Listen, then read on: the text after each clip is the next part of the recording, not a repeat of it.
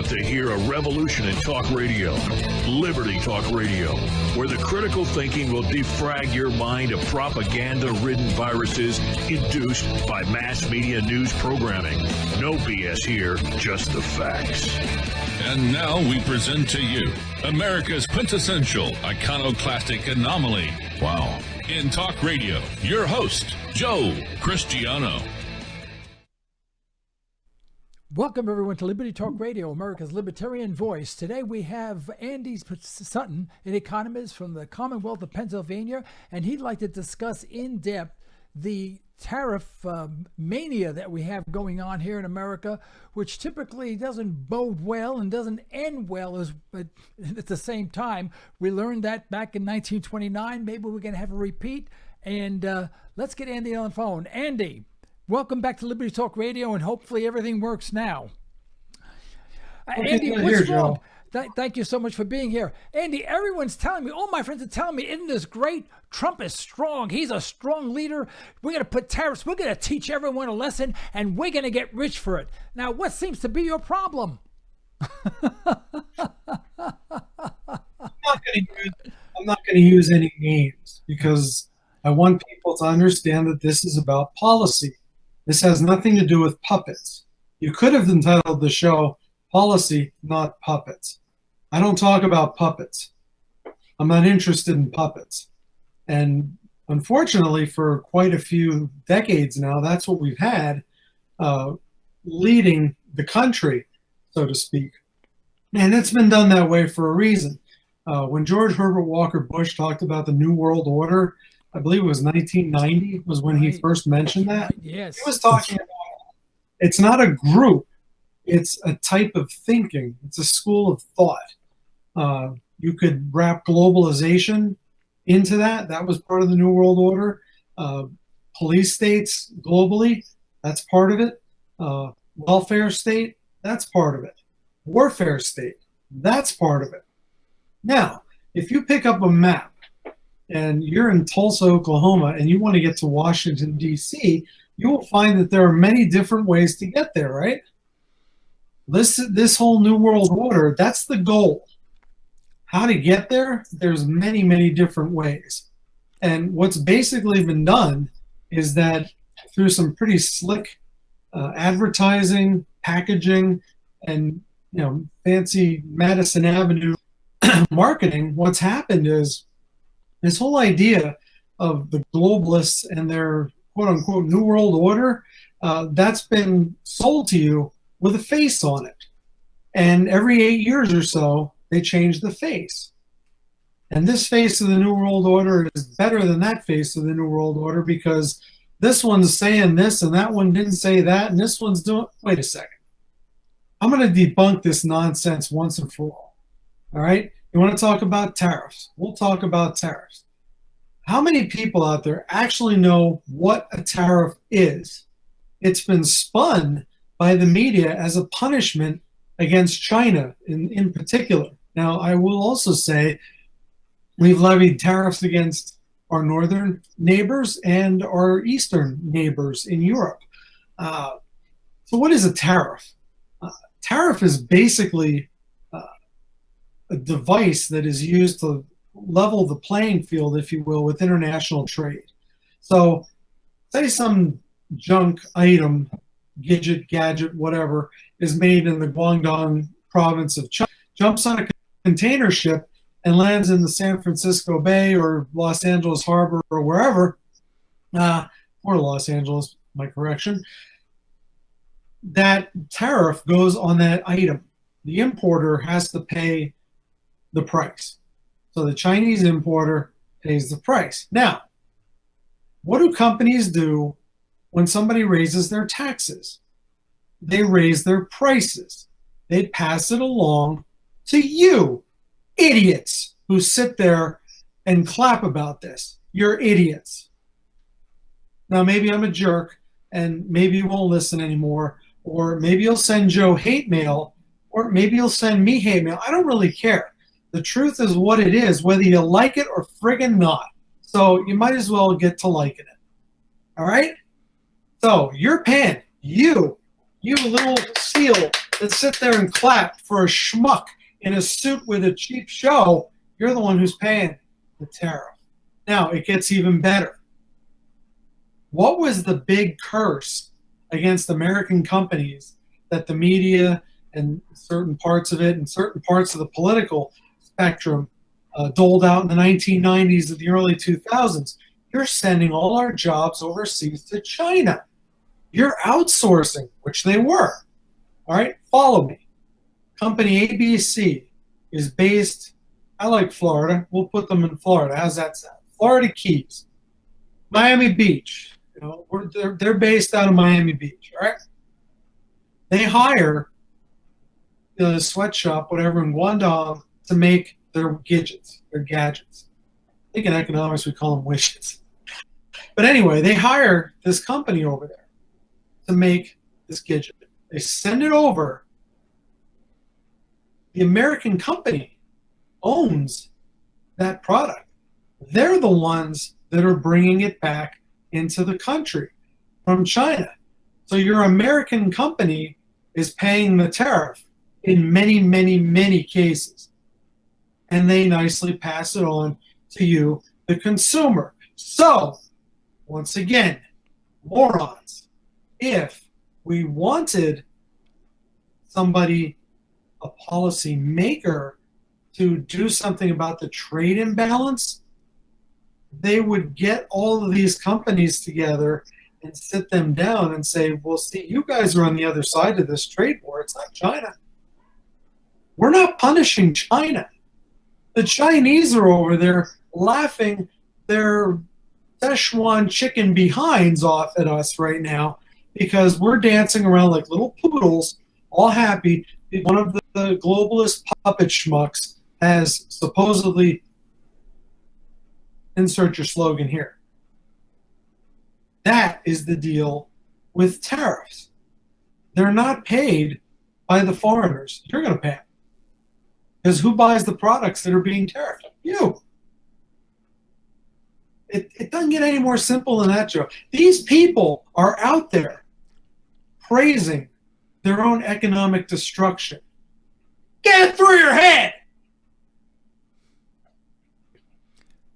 Well, isn't the logic that if we raise the tariff, it would be more it would be beneficial just to make it here. It'd be less expensive to make it here rather than have it made in China, for example, with a tariff. So we would increase productivity here and the jobs here, albeit the price of the product still would be higher. I think that's the logic that they're using. It is the logic that they're using. And the problem with that logic is the fact that we don't have a stable monetary unit. And that is why we're in this problem to begin with. That's why we have a trade deficit. Because, first of all, we consume more than we produce. And secondly, we export inflation. That's what people need to understand also. And this is not like a Joe obvious thing, no meaning to you. But this is not something that's obvious. This is something that most people don't understand. Is how this whole mechanism works. And of course, that's the idea. It's like I said at the beginning, it's to level the playing field. But the problem is, right now we're waging war against American companies. So what's going to be a spinoff? What's going to be a consequence? Other than all of us paying for these tariffs, what may happen in American companies that are having materials made overseas and bringing them back? They may have to lay off American workers. This might cost us jobs. What it also does, and this is really interesting, and it's unique because it's the way we keep our statistics, is when we spend that $200 billion extra on the goods that are coming in from China, and now it's Europe, so it's going to be way more. It's going to be a lot that's extra that's going to be spent. That goes into GDP, Joe. That is shown and reported as growth when it's not. There's no growth. Yeah, right. That's in right. a tariff rate. That's how we're going to count it. Retail sales will go up, and the Drudge Report and all these other water-carrying websites are going to print, boom, retail sales highest since whenever. Right. That's how it's going to be reported to the people, and the people that sit there, if you don't think about it, well, yeah, That's cool. Hey, I'm paying more. It's like we pay more for gas. When gas prices go up, GDP goes up. We haven't bought any more units. Right. We're just paying more. Right. So people need to keep this stuff in mind before you jump on a bandwagon, because really, and I apologize for the outburst, this is something that is really, really sticking in my craw, this whole thing with this sycophant, like pseudo worship of these puppets. The last one went this way, the one goes this way. What difference does it make? They're all taking us to the same destination, New World Order. Well, what will prevent this hypothetical company in Florida who's buying from China today, when the tariffs go into effect, they'll just start buying from Vietnam or from Laos. They could do that. Whatever, of which there is no tariff. So now they may even get it cheaper going to Vietnam. That would be. I pick Vietnam because I know much of the manufacturing is transferred to Vietnam, and we're getting a better price in Vietnam than we are in China now. Oh, sure. Hong Kong, same thing. Right. Japan, all those different places. Yeah. So we would have to impose a tariff on everyone, but once we do that, then we have a real war on our hands, don't we? An economic war. Well, yeah. See, here's the thing. If all the American companies go ahead and do that, now see, first of all, you have to assume that there's a place in Vietnam where you can crank out the agreed upon quantity of widgets. That's the first requirement that you have to have. But let's say there is. Let's say there's an alternative for every single product in this spectrum, and all that business is taken away from China, and we'll use Vietnam. Say it's all sent to Vietnam. So that will in fact hurt the Chinese. But at the same time, it's going to hurt the American consumer still, because the price of the good that's coming into the country is going to be higher. And with no American-made equivalent, in many cases, you're stuck. Yeah. Well, look at all that crap in Walmart. I mean, seriously, go into Walmart sometime. I said this 10 years ago. I'll say it again. Still, you pick up items. Most of them are not made here. It is very hard to find end-user goods that are made in America. You'll see them in like these small craft shops here and there occasionally. And some stores, I mean, I think manufacturing has upticked a bit. But one of the reasons why companies hate to make anything in America is because of all the regulations. There's so many regulations, it's cheaper and easier for them to go overseas. So if a policymaker or several policymakers wanted to actually put a dent in this whole situation, what they would do is they would look at some of the ridiculous regulations that are placed on businesses and ease some of those things. And then you'd see American say, you know what, now it pays to make it here. Yeah, now I can be a patriot because it's not going to put me in the poorhouse. I get that. But we're having the wrong argument. That's the problem. And that's the way it's packaged and handed to people. It's the wrong argument about the wrong individuals, about the wrong problem. Yeah. And that's why it's never going to get better. Yeah. As long as people acquiesce to this, it's never going to get better. Yeah.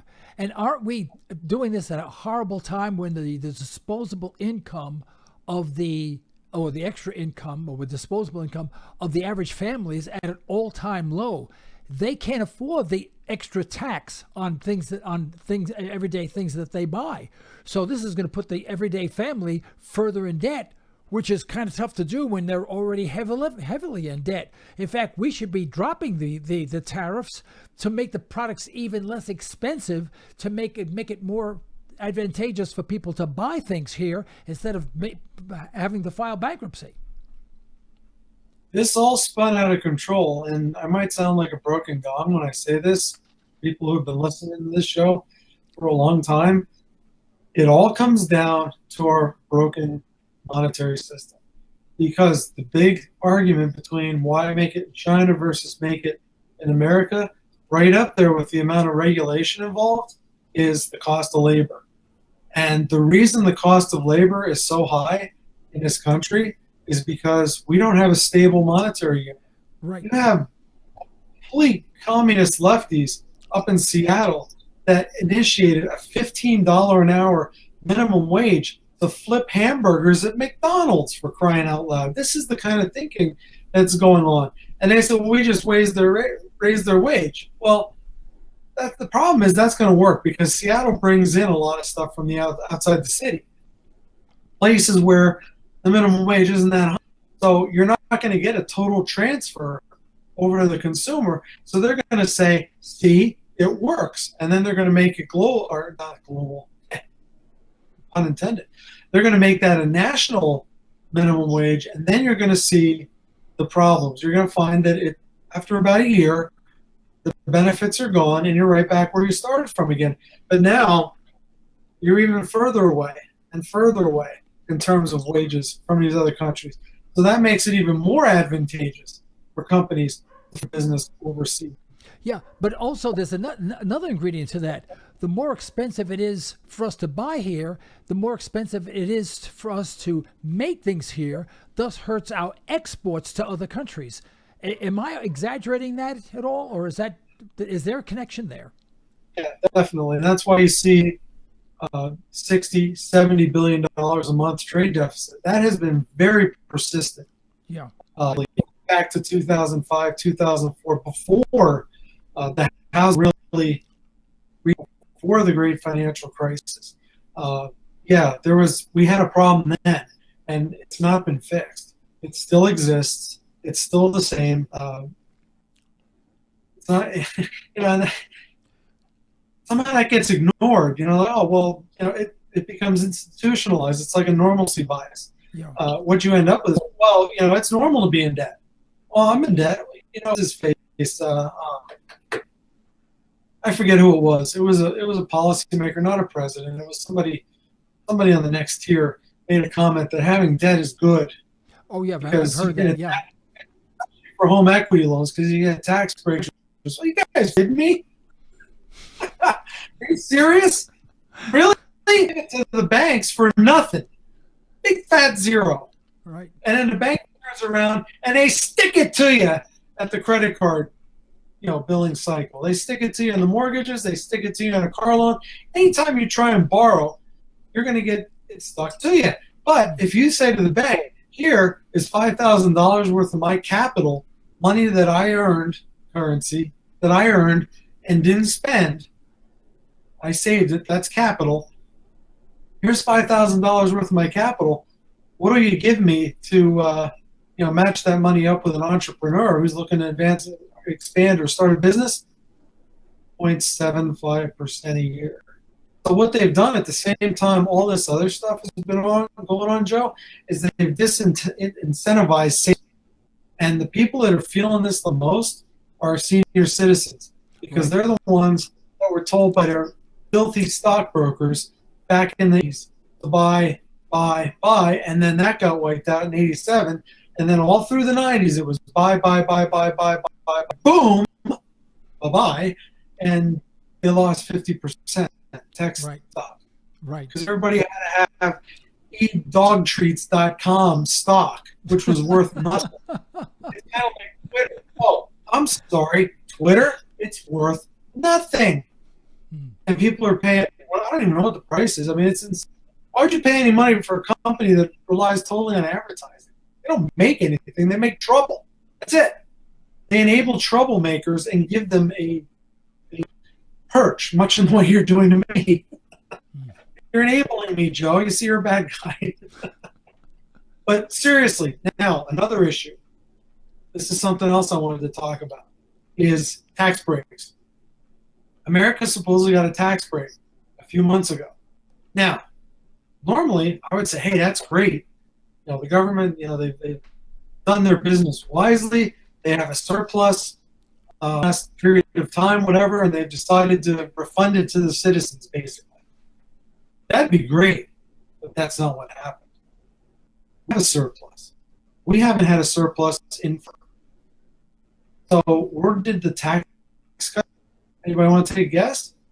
Right on the national debt, where everything else goes beyond what these idiots bring in. And that's done on purpose also. The best way, and it was Rothschild, the scum back during the Napoleon, and that whole deal, He says, I don't care about laws. Give me control over the money. That's what I want. That's more powerful than the laws. And what has happened? We've given control of our money to an entity that's owned by the same people that bailed out in 2008. How do you figure that? $9 trillion. Now they're admitting it. At the time, it was only $750 billion. Remember, TARP was $750 billion. Oh, that's it. That's the full extent. And now they're admitting now it was more like $9 trillion. The U.S. government sure as heck didn't have $9 trillion. Who got these shares? The bank that they own. Banks. The Federal Reserve. People need to understand that. Oh, well, that's a conspiracy theory. No, it isn't. It's mainstream news. It's conspiracy theory if you're in this little, and you enjoy sitting in the corner of that little box, sucking your thumb and waving your little pennant for whichever bozo happens to be in charge right now. That's it. The economics that the country's in, we're in the toilet. I mean, we are so far down in the toilet, you can't even reach us with a brush. Well, it's amazing that when I mention to people, even business people, that the current portion of our total debt is right now well over 21 trillion if you don't include off the balance sheet items, et cetera, et cetera. And so we're talking an amount that could never be paid. Our long-term debt, and we had Professor Cutler call from the University of Boston on, and he said it's approaching $250 quadrillion. And you know what people say? They say, well, no, we'll just print more money. And I go, boy, these are educated people saying that. Could you imagine what the uneducated people are saying? So I really don't hold much hope, because the American people will not go up in arms. They'll blame someone else or something, but they won't get to the root of it, which really is a government gone totally out of control. It's been hijacked, just like the European governments have been hijacked. The government of the United Kingdom has been hijacked. The government of Australia, Canada. You can go right down the list. All these G7 nations, not counting Russia, because they kicked Russia out of the G7. But yeah, that's a whole thing. All these countries, their governments have been hijacked by international bankers, and it's kind of like a protection racket. You came from New York City, so you know what I'm talking about. Where the guys come into the little store and they beat up the place a little bit, knock some shelves over, and tell the guy who's running the store, hey, if you want, there's bad people in this neighborhood, not us, of course. But if you want us to protect you, you give us a quarter of your top line every week. Yeah. That's basically what you have going on now. The government makes rules that benefit the people that apply the government with the power, and that's not us. It should be. That's the way it was supposed to be. And it was the founders, and I know you get in trouble. You talk about some of the quotes those guys made, but they knew what was happening. The same thing took place back then. This is not so very different from what this country went through at its inception. To overcome the British tyranny, for lack of a better word. It's not that much different, and the founders warned us for that reason. Hey, this is going to happen again. You guys need to be on the ball, paying attention, and studying your civics and understanding your history. And not only do we not understand our history, we didn't even bother studying it. And most of what we're it's wrong, or it's missing things, it's redacted. When you talk about the Great Depression being caused by a stock market crash, that's ridiculous. It had nothing to do with a stock market crash. Right. That was the trigger. Everybody started calling in the loans. There was a huge amount of leverage in the system. At 2000, exact same huge amount of leverage. Throwing a little extra currency and making it go away for 10 years, that was bad. We should have just gotten it over with then. We should let it go. But see, that's not how this is going to work. Yeah. Because there's more to be bled. Remember, I said warfare state, welfare state. What is part of the welfare state? The indebted state. Right. Because when you're in debt, that means you're dependent. So you don't have to be getting food stamps or rent assisted, eating assistance, or anything like that, to be indebted, to be dependent. If you live month to month on a credit card bill, you're indebted to that organization. Yeah. Andy, and they'll give you Andy, I have to interrupt you for a minute. We're going to be shut off in about 30 seconds. We started late, so everything backlogged on us. We need to fix our problems so that we don't have a lag in speaking in the voice and whatever, and the video. And something happened to our input speed, which is 1/5 of what it should be. But I'd like to invite you back to continue this conversation, but we need to shut it off now before we get blanked out. And I apologize for the mess that, the electronic mess that we got in. But would you come back real soon, and can we continue this conversation then? Absolutely. I think it has to be had. Okay. Absolutely. And I'm sorry, it's all screwed up, and I'm afraid we're just going to be shut off and go blank soon. So, and I hate to see that happen, but I'd like to thank you very much for coming in, sharing your thoughts. I will be in contact with you very, very soon, and we'll get this all fixed, and we'll have a whole hour program so we can say whatever we want for as long as we want. Okay? All right. Sounds good. All right. Thank you so much, Andy. Yeah.